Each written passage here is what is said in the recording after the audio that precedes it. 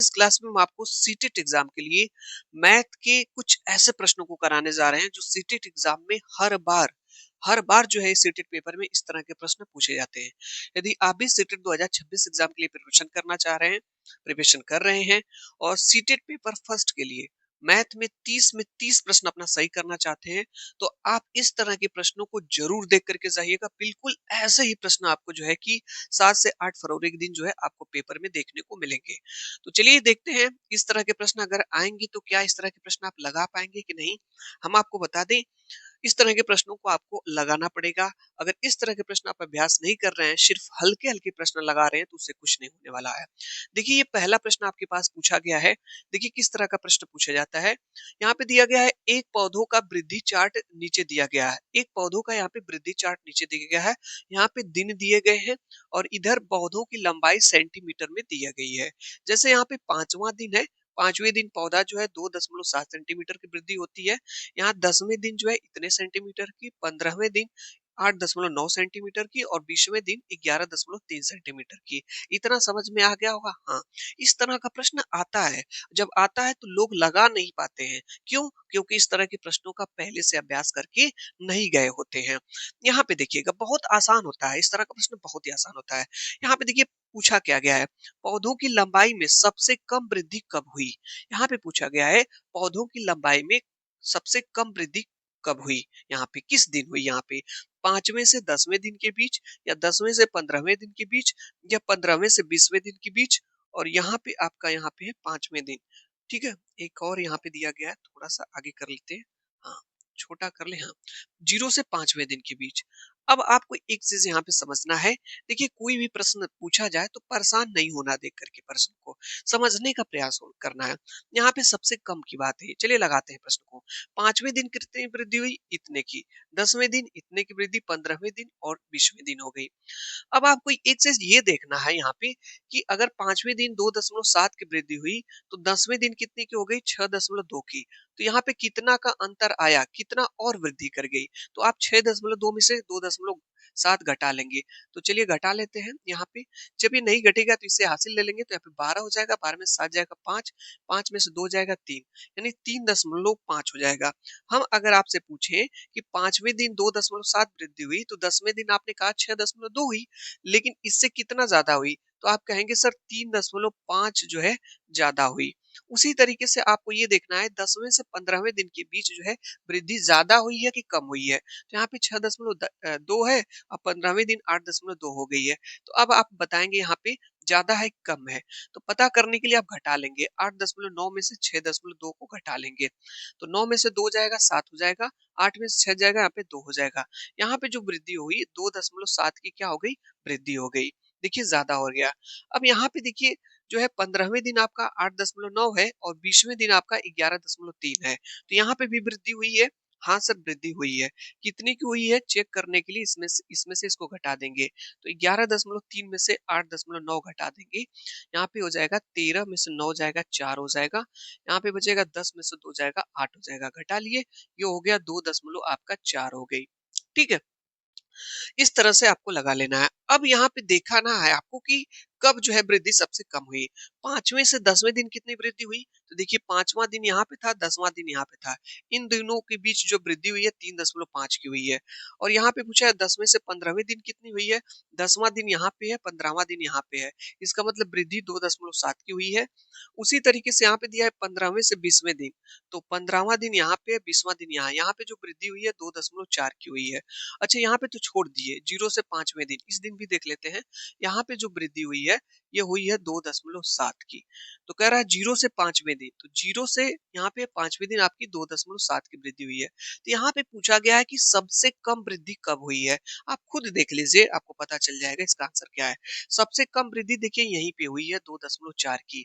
यहाँ 2.7, 3.5, 2.7। तो ये जो 2.4 है किसके किसके बीच में है, 15वें और 20वें दिन की ये जो है बीच की वृद्धि है। तो यहाँ पे 15वां और 20वां दिन जो होगा वही ऑप्शन आपका सही हो जाएगा। ऑप्शन नंबर यहाँ पे देखिए सी सही हो जाएगा, 15वें से 20वें दिन का।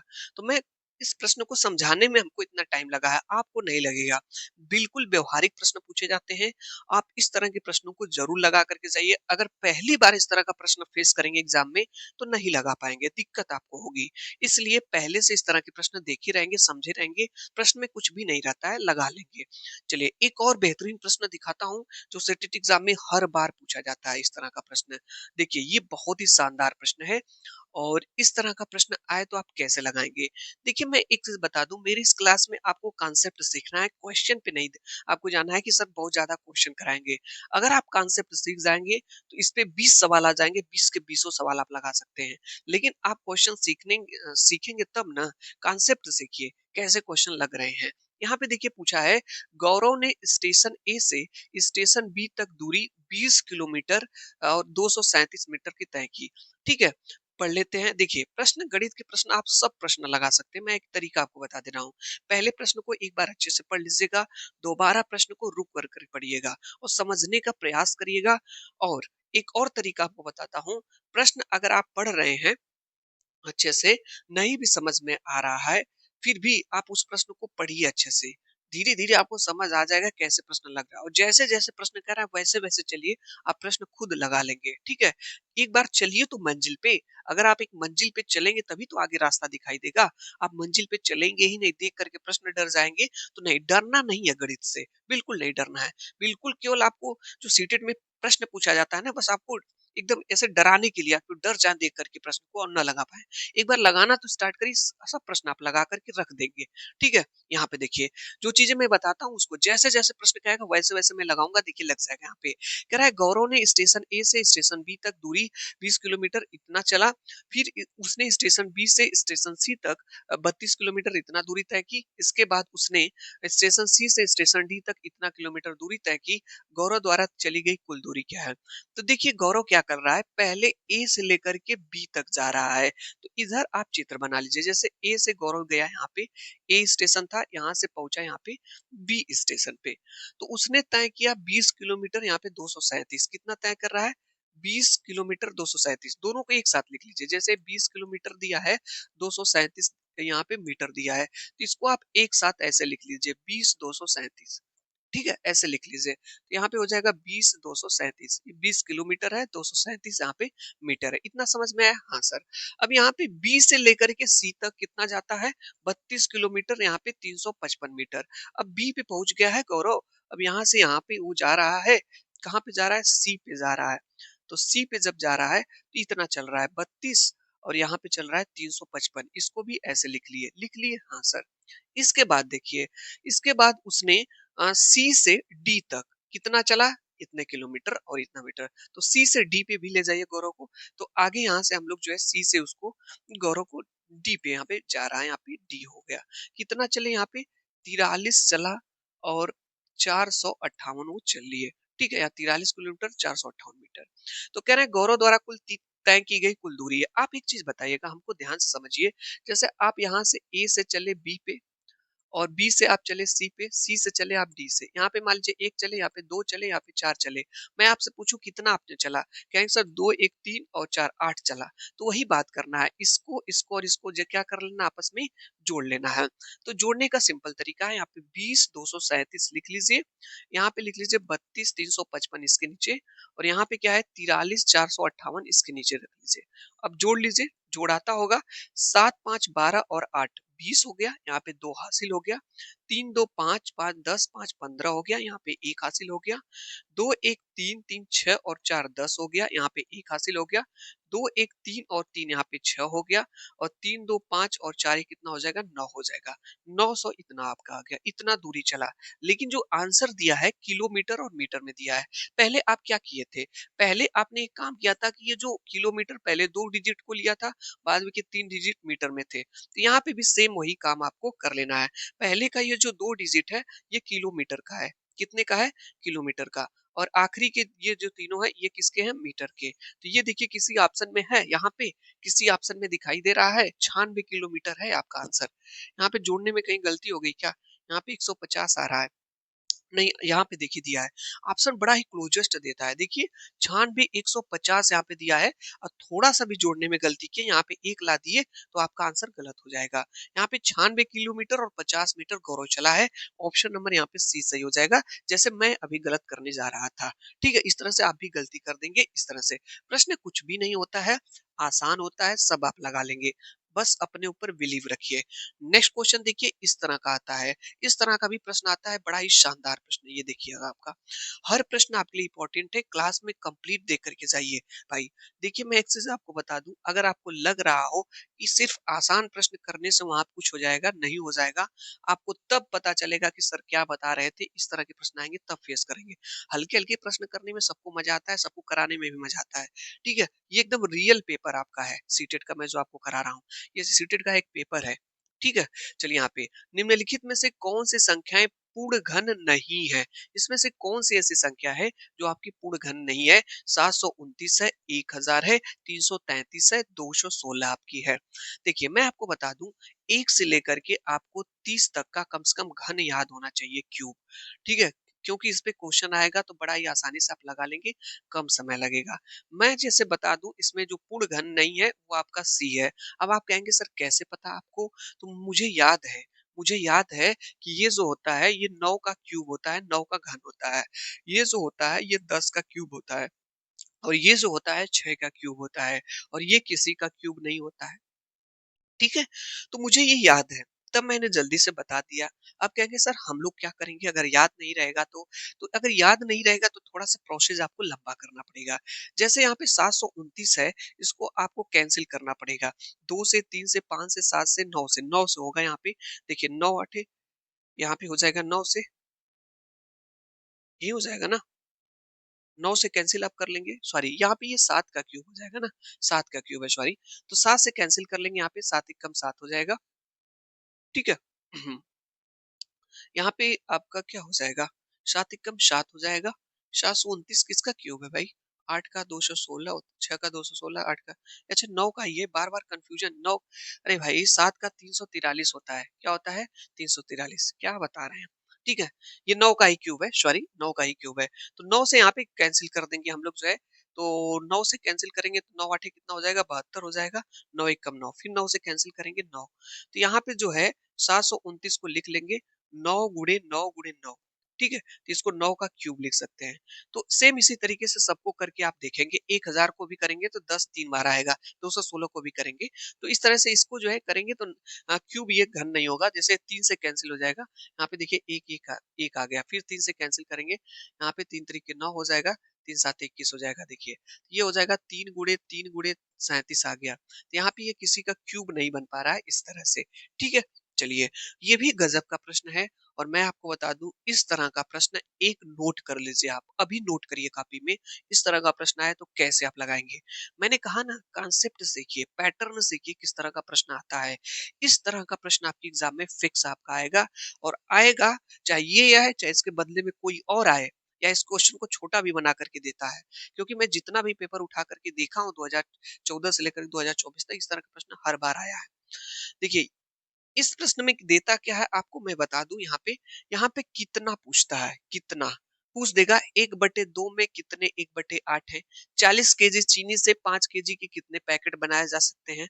कितना शब्द अगर इस्तेमाल करता है तो सिंपल सी बात होती है, भाग देना होता है। और ये प्रश्न हर बार आता है, देखिएगा एक प्रश्न आएगा पेपर में आपके। चलिए इस प्रश्न को देखते हैं। यहाँ पे देखा है, सीखा, एक ईंट भट्ठा पर ईंटा खरीदने गई, ईंटों का मूल्य 2500 रुपए प्रति हजार ईंट है। ठीक है, 2500 रुपए प्रति हजार जो है ईंट है यहाँ पे। तो कितने का ईंट है भाई? 2500 रुपए में प्रति हजार, यानी यहाँ पे आपका जो है 1000 ईंट। 1000 ईंट कितने का मिल रहा है भाई? 2500 रुपए का मिल रहा है। यहीं पे है ना, 1000 ईंट कितने का? 2500 रुपए का यहाँ पे दिया गया है। अगर उसके पास 4000 रुपए है तो वह कितने ईंट खरीद सकती है? अगर उसके पास जो है 4000 रुपए है, इसी तरीके से उसके पास 4000 रुपए है, तो कितने ईंट? 2500 रुपए का 1000 मिलता है, तो इतने का कितना मिलेगा आपको बताना है ईंट वहां पे। तो सिंपल से बात है, आप एक चीज समझिएगा यहाँ पे। जैसे मैं आपसे कह दूं कि 5 रुपए में ₹5 में 10 चॉकलेट मिलते हैं। कितने चॉकलेट मिलते हैं? 10 चॉकलेट मिलते हैं। तो ₹1 में कितने चॉकलेट मिलेंगे? तो आप कहेंगे सर ₹5 का अगर सर 10 चॉकलेट मिलता है, ₹5 का कितना चॉकलेट मिलता है? 10 चॉकलेट मिलता है। तो ₹1 का कितना चॉकलेट मिलेगा? ₹1 का 2 चॉकलेट मिलेगा। कैसे आया? जब आपने 10 में 5 का भाग दिया तो ये हो गया। पता चल गया? वही है। अगर आप बताइए ₹2500 का 1000 ईंट मिलता है, तो आपको ये पता करना है कि ₹1 का कितना ईंट मिलेगा। जैसे यहाँ पे दिया है ₹2500 में कितना ईंट मिलता है? 1000। जैसे यहाँ ₹5 में 10 चॉकलेट मिलता है तो ₹1 में कितना चॉकलेट मिलेगा? तो जब एक की बात किया जाए, प्रश्न ध्यान से समझ लीजिए, जहां पे भी एक की बात किया जाता है वहां भाग दिया जाता है। क्या दिया जाता है? भाग दिया जाता है। तो यहाँ पे भी देखिए ₹2500 में इतने की ईंट मिल रही है, तो यहाँ पे ₹1 की बात किया गया है। ₹1 में कितना ईंट मिलेगा? तो 1000 में आप कितने का भाग दे देंगे? 2500 का भाग दे देंगे। ठीक है, जैसे यहाँ पे आपने भाग दिया। अब मैं आपसे कहूँ कि अगर ₹5 का 10 चॉकलेट मिलता है तो ₹1 का कितना चॉकलेट मिलेगा? 2 चॉकलेट मिलेगा। अब मैं यही चीज़ पूछूँ आपसे कि ₹3 का कितना चॉकलेट मिलेगा? तो आप कहेंगे सर ₹3 का चॉकलेट 6 मिलेगा। ये 6 कैसे आया है? जब आपने 2 में 3 का गुणा कर लिया है, ठीक है? तब 6 आ गया है। बताने की तो आप बता दे रहे हैं, लेकिन कैसे आ रहा है ये तो जानना चाहिए।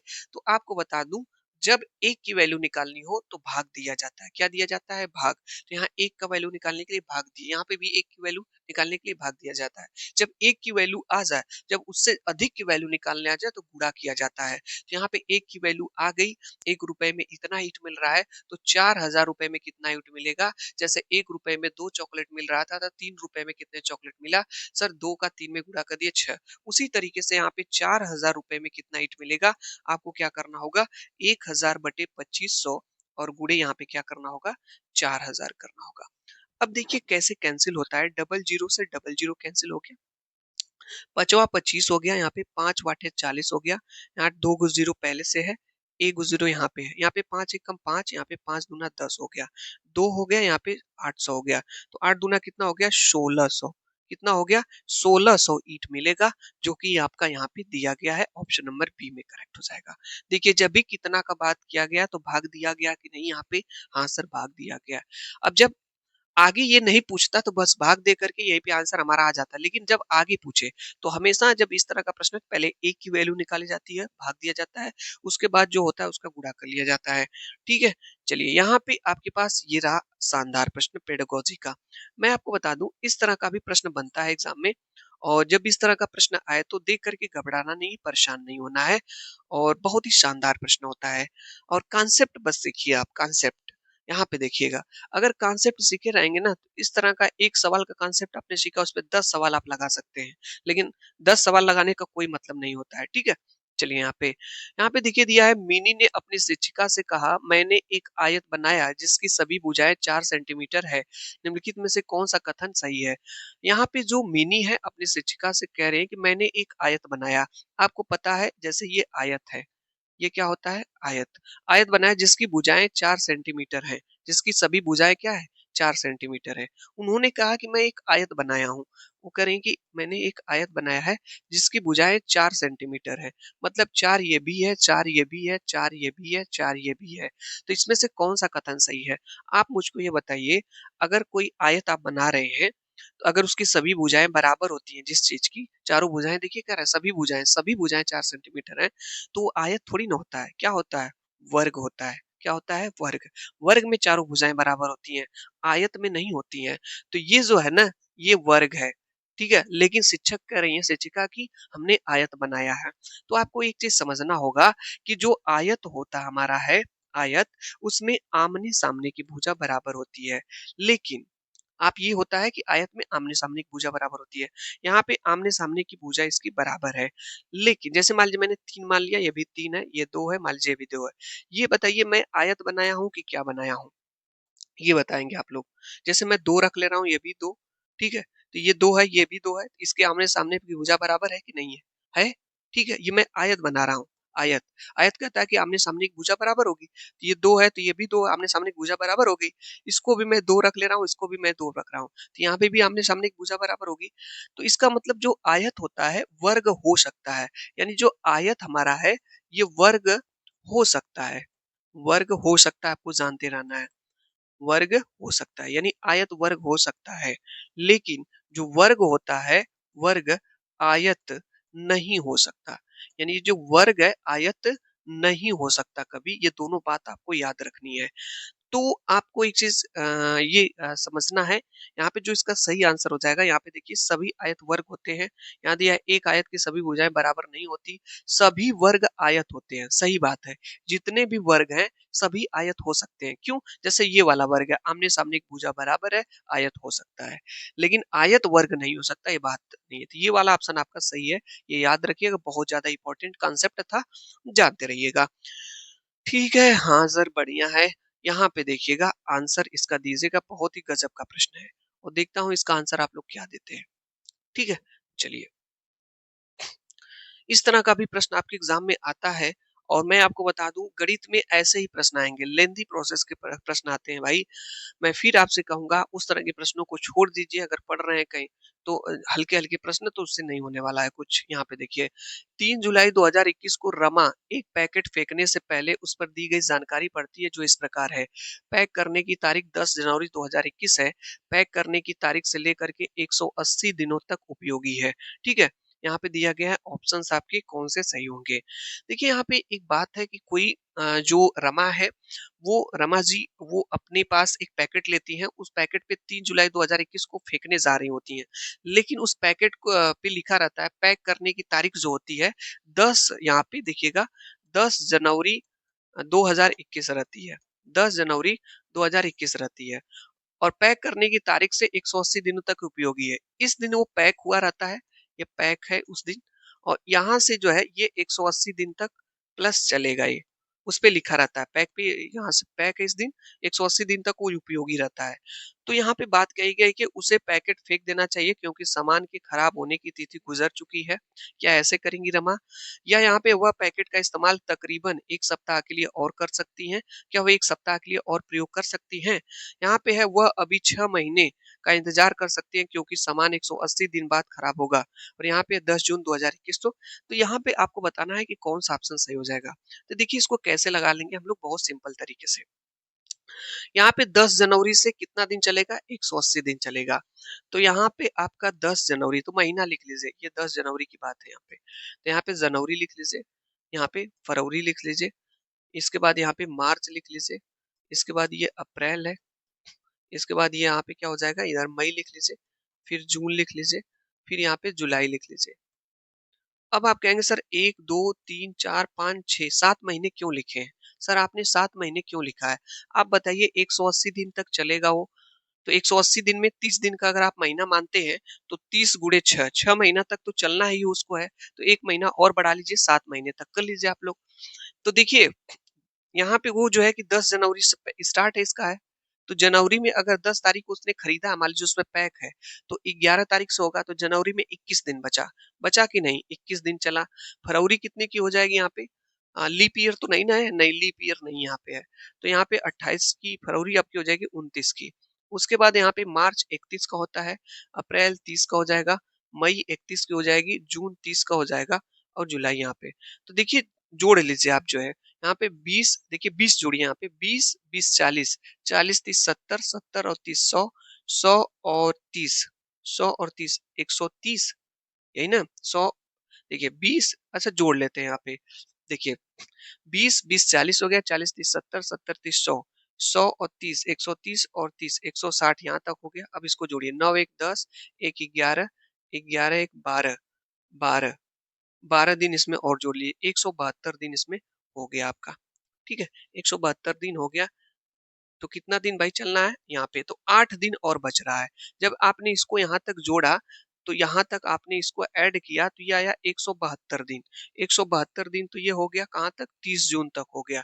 30 जून तक 172 दिन। 8 दिन और चलेगा क्योंकि 180 दिन तक चलना है। तो इसका मतलब जून के बाद जो है जुलाई में आप जो है जाएंगे तो 8 जुलाई तक ये प्रोडक्ट चलेगा। उसके बाद खराब हो जाएगा 8 जुलाई तक। क्योंकि 172 दिन तक वहाँ आ गया। 8 दिन यानी 8 जुलाई तक वो प्रोडक्ट आपका चलेगा। तो यहाँ पे जो पड़ रही है 3 जुलाई 2021 को उसकी एक्सपायरी है, मतलब वो खत्म हो जा रहा है। तो 3 जुलाई तक तो चलेगा, लेकिन 3 जुलाई तक इस पे लिखा गया है कि खत्म हो जाएगा। ठीक है, 3 जुलाई को पड़ी है, लेकिन चलना कितने दिन तक है? 8 जुलाई तक चलेगा। इसका मतलब 5 दिन और यूज़ कर सकती है। तो यहाँ पे ये वाला ऑप्शन आपका सही हो जाएगा। वह पैकेट का इस्तेमाल तकरीबन 1 सप्ताह, मोटा-मोटी 5 दिन है ना, तो 1 सप्ताह वो यूज़ कर सकती है इस तरह से। तो कुछ भी प्रश्न नहीं है, व्यवहारिक पूछता है, सब लगा लेंगे आप। चलिए, यहाँ पे देखिएगा ये प्रश्न आपके पास पूछा गया और देखता हूँ इसका आंसर आप क्या करते हैं। थोड़ा सा छोटा कर लेता हूँ, इसका डी वाला कहाँ गया है? अच्छा, नीचे है। ठीक है, पढ़ लेते हैं यहाँ पे प्रश्न को। यहाँ पे आंसर आपको बताना है। क्या हो जाएगा? यहाँ पे दिया गया है, अध्यापिका बच्चों को कुछ वस्तुएं देती है जिनमें एक माचिस, एक बॉल, एक किताब, एक स्टील का गिलास और एक रस्सी शामिल है। वह वस्तु को पहचानने के लिए कहती है जिसमें सबसे ज्यादा कोने हैं। उपयुक्त स्थिति के अनुसार इनमें कौन सा कथन सत्य है? ठीक है, एक शिक्षिका है जो बच्चों को माचिस, बॉल, किताब, स्टील का गिलास, ये सब सारी चीजें देते हैं। पहचानने के लिए कहते हैं कि इसमें सबसे ज्यादा कोने किसमें है, किसमें, किस वाली वस्तु में, किस वाले प्रोडक्ट में सबसे ज्यादा कोने हैं। उपयुक्त के अनुसार कौन सा कथन सत्य यहाँ पे है? रस्सी का चुनाव किया जाना चाहिए क्योंकि दी गई वस्तुओं में रस्सी सबसे लंबी है, यानी कोना इसमें किसमें ज्यादा है। यहाँ पे किताब का चुनाव किया जाना चाहिए क्योंकि इसमें माचिस ज्यादा कोने हैं। यहाँ पे अगला ऑप्शन यहाँ पे दिया गया है कि माचिस और किताब का चुनाव किया जाना चाहिए क्योंकि दोनों के किनारे, सतह और कोनों के आधार पे एक ही श्रेणी में वर्गीकृत है। यहाँ पे बॉल का चुनाव किया जाना चाहिए क्योंकि इसमें अनंत कोने हैं। तो आपको बताना है इसका राइट आंसर क्या हो सकता है। एक प्रश्न मैं छोड़ रहा हूँ आप पे, इसका आंसर आप लोग करेंगे कमेंट्स बॉक्स के माध्यम से। ठीक है, देखता हूँ इसका कौन सा ऑप्शन होगा, सी होगा कि डी आप लोग बता रहे हैं। लीजिए, अगला प्रश्न है जो लगाने वाला, उसको देखते हैं। ये बहुत ही शानदार प्रश्न है और इसका आंसर आपको बताना है क्या हो जाएगा। यहाँ पे देखिए, इस तरह का प्रश्न पूछा जाता है, गुणनखंडों और गुर्जों के बारे में निम्नलिखित में से कौन सा कथन सही है? किसके बारे में यहाँ पे कह रहा है? गुणनखंडों और गुर्जों के बारे में इसमें से कौन